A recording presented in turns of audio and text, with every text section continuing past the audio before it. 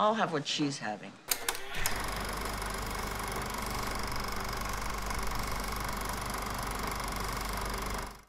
Just want to make sure 100%. Just so we're good. Yes, we're not. Boom. Okay.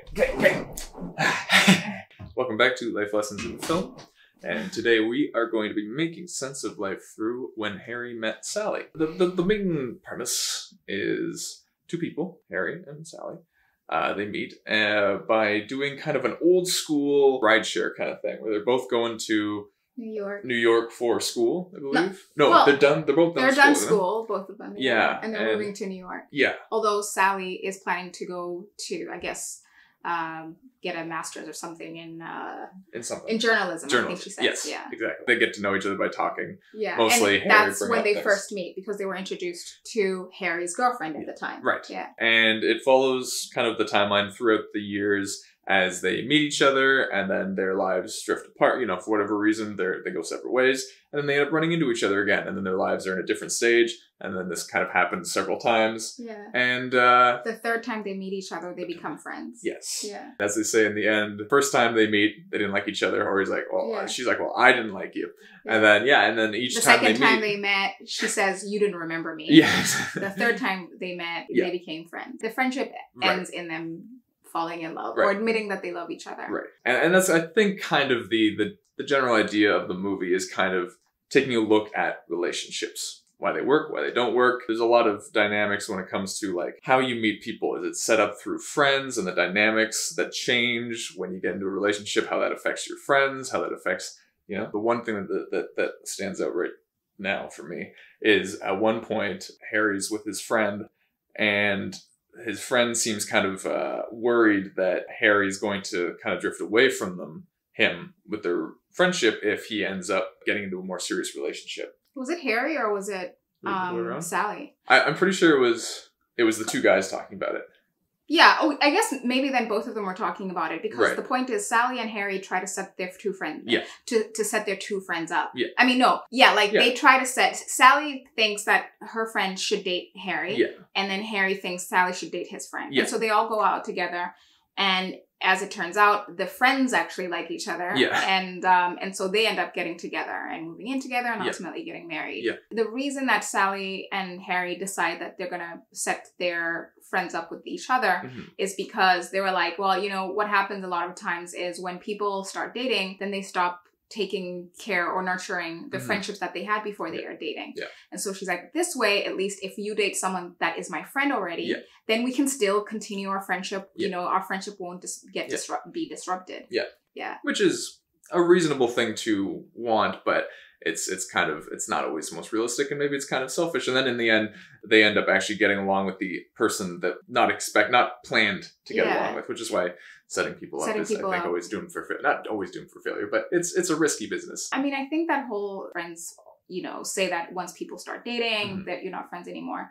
I mean, you don't really like cultivate the friendships you had before. Yeah. Realistically, that's going to happen. And at the end of the day, when you get into a relationship, I think personally, like if you get into a really good relationship, your partner does become your best friend. You know, we know people who have best friends outside of their relationship, like outside of the person they're dating or outside of their marriage. Right. And I find that I don't personally align with that thinking. I think it would just be tough to pull that off, I think. To have a best friend that's not your partner, your serious partner. In what way? Why do you think that would be tough? You're getting too much of your needs met from someone external from your relationship. And I mean, that's what Harry talks about, right? Like they refer to that in the movie. I understand like the importance of community outside of the relationship that you do have, because at the end of the day, it is a good thing to cultivate relationships broadly. However, the person that you choose to spend your life with, if they're not your best friend, that's going to be really, really hard because relationships are absolutely tough. And I think the idea of best friendship is that person that you can completely confide in, free of fear of judgment. You know, you can be humble with this person and express your vulnerabilities, knowing that this person loves you anyway and understanding that this person knows the foundation of who you are. And so if you do express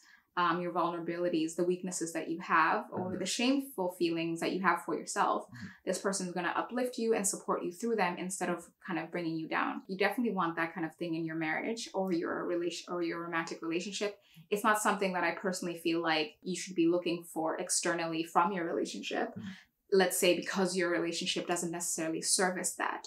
I think if you have really good friends outside of your marriage or romantic relationship, it is a great thing. But I think the relationship that you have with your partner should be that kind of best friendship where if you don't have friends outside of that relationship, you're sorted. Because then you can still live your full life, right? You can have someone that'll help you with your finances, with your setting up where you live, how you decide to live, all these things. If you can at least do that with your best friend / partner, then you can still live a full life, right? Anything else is a perk, is extra that can be quite helpful and beneficial, and but I wouldn't say it's completely necessary. It's just very beneficial. And at the end of the day, again, like to say that you should be setting up your friend, you want to set your friend up so with someone that you know, so that they still maintain that relationship with you. If your partner gets married or gets into a romantic relationship, your friendship is going to change.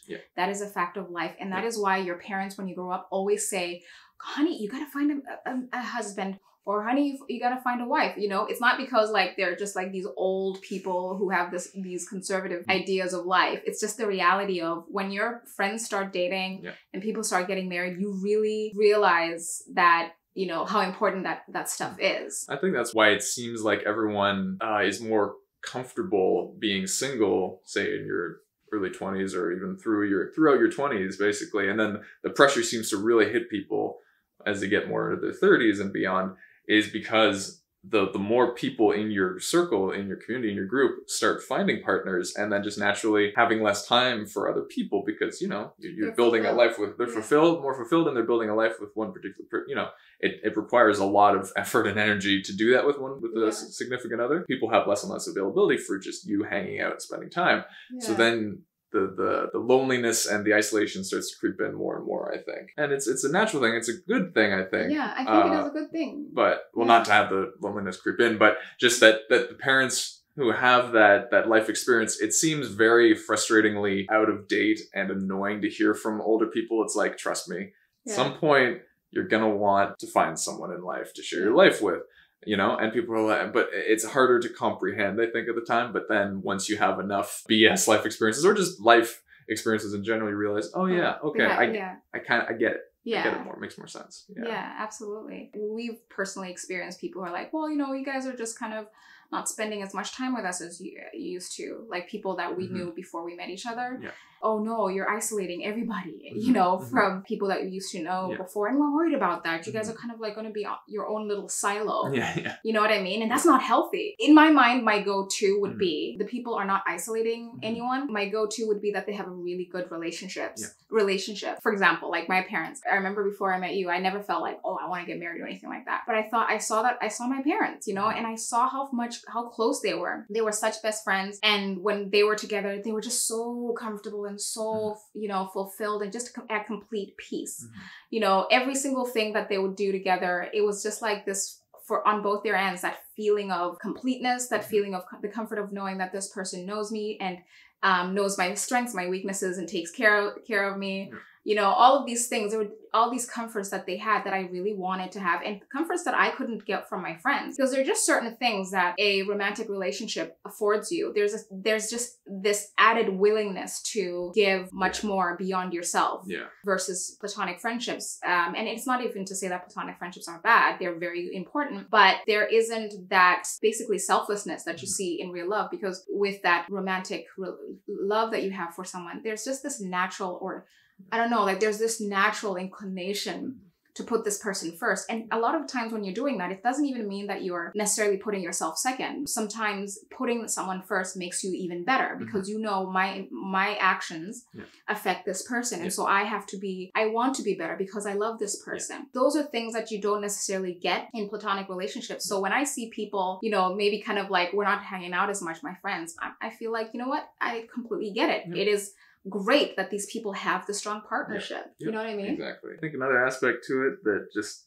this kind of seems to just be a truth with people is that when you are less, let's say, desperate in a way, when you have more of your needs met, you just don't necessarily need to do as many of the things as you did before. So when you say you don't really have any friends, you don't have any romantic, you're out doing all kinds of activities. You're out clubbing, you're doing as much as you can to meet new people. You go to a new city, you are well, probably a good idea to go out as much as you can to try and meet people, because it's a lot better when you know people around where you live. Once you start to establish that, you know people around where you live, you don't need to meet new people as much. It's always good to meet new people for many reasons, but you just don't need to as much. Yeah. And that's just kind of how humans are. Humans have this thing, first of all, again, like, we have this natural inclination to want to spend time with people that we enjoy their company, right? And so again, if you find that person that is a good fit for you, so you already kind of get that need met. It's kind of like also if you have your financial needs met, you don't need to work 4 jobs, 3 or 4 jobs, because you realize you can actually cut back on your work because you just don't have that same financial need. It's kind of like with, I think there's an emotional version of that. Or a social version of that, where when you have more of that need filled, you just don't need it as much from other sources. When your needs are met, you know, it's such a life-changing thing. Like when you look at Sally's friend, for example, she was having a heck of a lot of affairs with married people, hoping that they would leave their partners for her. Once she meets this guy, you know, everything changes. She's like, she even says, you know, I hope that, you know, I'm so glad I don't want to go back to how things were before. You know what I mean? Yeah. God, I know. Tell me I'll never have to be out there again. You will never have to be out there again. Also, what to add to that point is what I love about that one scene at the dinner where they're trying to set their friends up is, first of all, they end up, the 2 friends end up actually getting along with each other. Well, I don't really feel much like walking anymore. I think I'll get a cab. I'll go with you. Great. Taxi!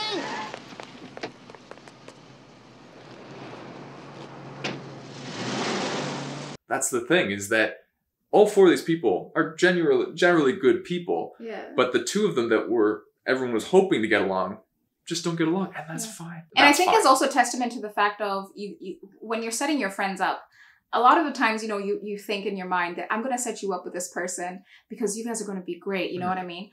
But like the reality is, and this is, again, I think reinforces what I think about the differences between romantic relationships and platonic relationships.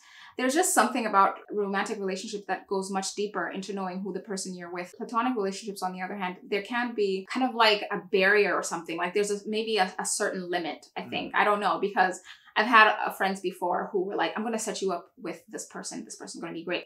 And I would say, no, you don't know which person, you know, what kind of person would be a good fit for me. Yeah. And I would say that knowing that there's so much about me that you don't know, you know, because we can all of us be friends, but there are all of these things that you don't really extend to your friends for whatever reasons. Maybe the friendship isn't that great, or maybe it is great, but it's just that the matter of, with friendships, there is just this thing that kind of holds you back sometimes. Maybe it's fear from experiences with the person that you're with, or whatever it is. Yeah. And I guess it's also that thing of knowing that, I think all of us know that platonic relationships aren't there is this feeling that you accept the possibility that it won't last as much. And so you're not necessarily investing in it as much as you do in romantic love. Right. When you enter romantic love, it is very much, it's much more about, it's not just about you, but it's also about the other person. So there's much more that you're willing to invest in that, I find. Yeah. The other thing that I was just thinking about is this person that's having affairs, right? Like the friend is having affairs, their friends know that. And I was just thinking about that the whole time. And I'm like, I've talked before about how I don't know how well a friendship could work if your morals don't necessarily align, right? Would I be friends with someone that I knew was having an affair with married guys? You know, that's something that we were talking about. And yeah, very conflicted with that situation, because at the end of the day, the friend wasn't forcing the friends, for example, to lie for them. They never met Sally never met the married. They're not put in this awkward position to cover for them or anything. Yeah. So Sally never met the married guys. Yeah. And would always say, it's not good. He's never gonna leave the wife. Yeah. And the person admits, you're right. So there's not this kind of fighting like, no, you don't know what's going on. You don't know what's right.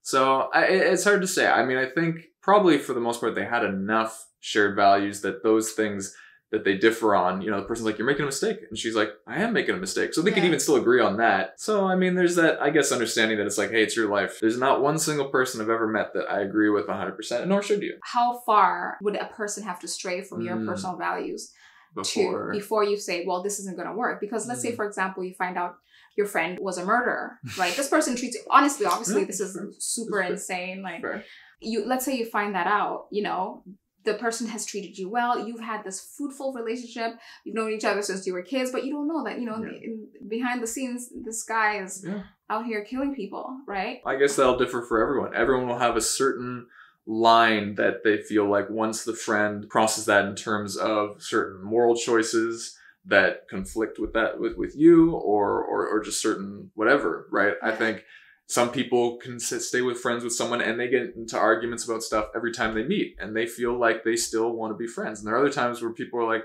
you know what, that's not what I, you know, if all we do is fight, or it's like we don't really have many things that we agree on, then why are we friends? Yeah, but like with the fighting, I understand. I feel like if you're fighting all the time, you leave, right? But some people But this situation, but like that's not my point. My point is what happens when you know your friend is doing something that you're completely against. Right. That's the thing that I kind of wonder. Well, yeah, so I guess you're asking, which, like obviously friendships work if there's mutual respect. But if you feel like you'd lose enough respect for the person because they're kind of a constantly, you know, being an adulterer or whatever, adding to adultery and all this kind of stuff, would you lose enough respect and then you just wouldn't be able to be around them anymore? Yeah. I mean... Yeah, because what is respect built on in friendships or any kind of relationship? I don't know. Right? Like there's certain things like you definitely do want to... Trust, shared values. Yeah, trust, shared values. You want to be the people that you surround yourself with. You want to respect, isn't it? Being impressed. What causes respect? Well, I'm thinking of trying to include all the things. Shared values, trust, openness, vulnerability, impressed at the other person's, you know, mindset or worldview. Yeah. It's just one of those things that you kind of grapple with as a person all the time. Yeah. If you don't respect the person, for example, if you witness your friend doing something that is problematic, you then wonder about your relationship with them. Would this person do the same for you? Right? Because that's where that trust element comes in. Because if he or she is willing to have affairs and break other people's marriages up, let's say now you get involved in a relationship, are you not going to be concerned about whether or not they would do that?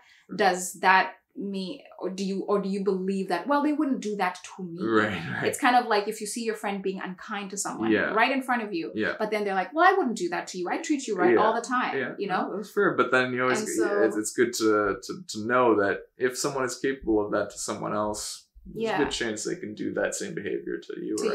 So those are those kinds of things. And it's not to say that you leave your friend if they're doing this, but it's just one of those conversations that I think you might want to have. For example, if it's happening, because I personally don't really have the answer to whether or not if I had a friend that I knew was having an affair, but we had that good friendship that Sally and this friend of hers have, what would I do? When they first met, it was tough. They weren't gelling too well. But then later on, you know, so that's also something where sometimes you meet the right person at the wrong time. Yeah. And then as they mature and he goes through a divorce.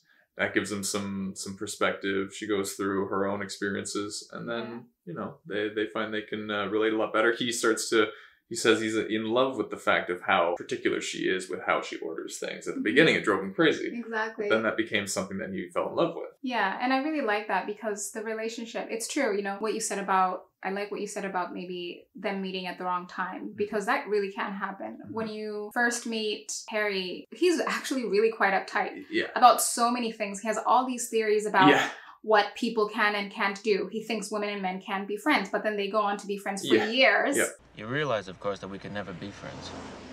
Why not? What I'm saying is, and this is not a come on in any way, shape, or form, is that men and women can't be friends because the sex part always gets in the way. That's not true. I have a number of men friends and there is no sex involved. No, you don't. Yes, I do. No, you don't. Yes, I do. You only think you do. You're saying I'm having sex with these men without my knowledge? No, what I'm saying is they all want to have sex with you. They do not. Do too. They do not. Do too. How do you know? Because no man can be friends with a woman that he finds attractive. He always wants to have sex with her. So you're saying that a man can be friends with a woman he finds unattractive? No, you pretty much want to nail him too. What if they don't want to have sex with you? Doesn't matter, because the sex thing is already out there, so the friendship is ultimately doomed, and that is the end of the story. And, you know, he changes a lot, right? Like, he goes through a marriage, and that's really tough. But on the other hand, it opens him up to having a relationship, a friendship with women with Sally, Yeah. which is something that he would never considered before. Yeah. And they have a very, very good, fruitful relationship. And they mature. He at first was so opinionated and stern in his rigid in his thinking. Then later on, when they get into an argument and they both point out things about each other in the heat of the moment, but she makes some good points, and then he's like, "Can I say one more thing? I'm sorry." And you know, that's something I don't know if he would have done when they'd met when they were, you know, just graduating college. Yeah. You know? One thing I also, that stuck out for me was Harry's opinions around carnal knowledge. I remember he would say things like, well, you know, if you haven't engaged, Right. you know, yeah. And he had this whole obsession with it, kind of like, well, you know, have you had it with this person? How do you know it's serious, right? And she says, like, why are you so obsessed with this, right? And firstly, why does whether or not the relationship is working, why is it determined by whether or not I had physical engagements with this person, right? And then, and she also talked about, also, I want to make love. I want to have, you know, engagements with someone when it's making love, and not the way you do it, when it's kind of like revenge or something, you know? And I thought that that was absolutely perfect, because I think, you know, sometimes I watch movies and I get so frustrated with how they portray sex, how they portray relationships as sex is the most important thing, you know? And it's such a normal thing, like eating food, for example. So I like her saying that I prefer to have sex when it's making love and not, you know. And I really like that, because especially because a lot of people watching movies, some people don't really have a lot of experience, and I think it is important to also to always remember that sex is not the thing that determines a relationship. It's not the thing that will help you heal past wounds. His thing is that, oh, well, you haven't healed from your past relationship because you haven't hooked up yet. Exactly. And then she's like, but you've hooked up with everyone in the city and that hasn't helped you. Yeah, exactly. So what's the definitive way to do it? Yeah. What it is just you sort yourself out. And if your relationship isn't working out, you know, it's not because there isn't any sex. It's like a whole lot of stuff, right? Like, I feel like sex is like a condiment to a relationship, to be honest. The cherry on top, you know? A Dijon mustard. Dijon mustard to your bratwurst relationship. Yeah. Back to what I was talking about with the friend who is having a relationship with Carrie Fisher. Yeah, Carrie Fisher. And she, I like the fact that Sally does not judge her friend, right? And I think that that is such an important thing in friendships or any kind of relationships, to be able to be open to with each other, to everything, including the shameful things too. Right. And so that's something that I think is testament to whether or not a relationship is good. Also, I think when talking about what are the things that that would be, you know, I can't be friends with this person anymore because of just too different moral stand or something. I think it also depends on which things are more important to you, right? Some people, it's simply, oh, if you are pro this and I'm anti this, then that's it. We can't be friends. Other people, it's like, well, I actually don't really care what your stance on is. But what I value more than that is being open-minded to my point of view, not judging me for my life or being critically thinking about things. That is more important to me. So then it doesn't really necessarily matter about the individual things. Yeah. It kind of depends on, And if you find two people that are okay with that, then they can be friends. What is one of, or the more important thing you value that you both need to value? Yeah. When you have a fight with someone that you love, you don't look at the fight individually, right? Because you have this whole background of this person that you've been engaging with. So you know that this fight does not make this person. Right? And so you refer back to all of those things that you had, all the good times you had. And that's the premise that you assess the current behavior on, instead of just that behavior in its, you know, like individual capacity, I guess. That's something that I really liked about their relationship, I felt. If we missed anything or you want to add anything, please comment down below and share your thoughts on our thoughts. And also movie recommendations. We would absolutely appreciate those, so please. Yeah, definitely. But until next time though, that's a wrap.